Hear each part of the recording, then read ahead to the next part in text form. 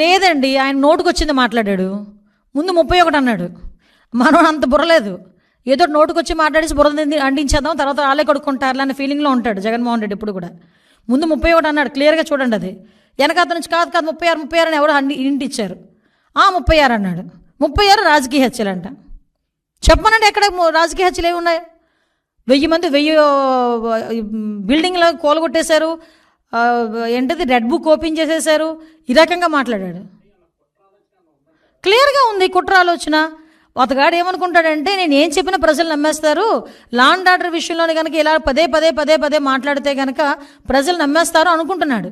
ఏదో రకంగా గవర్నమెంట్ మీద బురద జల్లాలి కాబట్టి, చంద్రబాబు నాయుడు గారి మీద బురద జల్లాలి కాబట్టి, ఏదో రకంగా అడ్డదారి తొక్కైనా మళ్ళీ ఏదో రకంగా సీఎం కుర్చీలో కూర్చుని పోవాలని కలలకు అంటున్నాడు కాబట్టి ఈరోజు మా మీద బురద చల్లటానికి 36 రాజకీయ హత్యలు, 300 మంది దాడులు, అవి ఇవని చెప్పి ఫిగర్స్ సైతం చెప్తున్నాడు.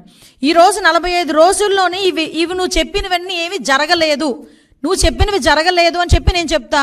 జరిగినవి ప్రూవ్ ఏమైనా ఉందా? యాజ్ ఎ హోమ్ మినిస్టర్ నేను మాట్లాడుతున్నా. నువ్వు చెప్పినవన్నీ కూడా అబద్ధపు లెక్కలు. దీని మీద నువ్వు ఎక్స్ప్లెనేషన్ ఇవ్వాలి.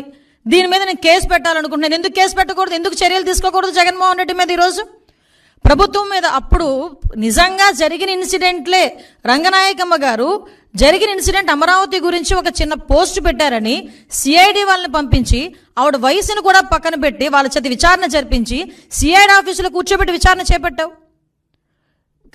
ఇలాంటి సంఘటనలు గౌతు శిరీష గారు ఒక చిన్న పోస్ట్ గవర్నమెంట్కి వ్యతిరేకంగా పెట్టారని సిఐడి నోటీస్ ఇచ్చి ఆవిడని సిఐడి ఆఫీసులో కూర్చోబెట్టావు.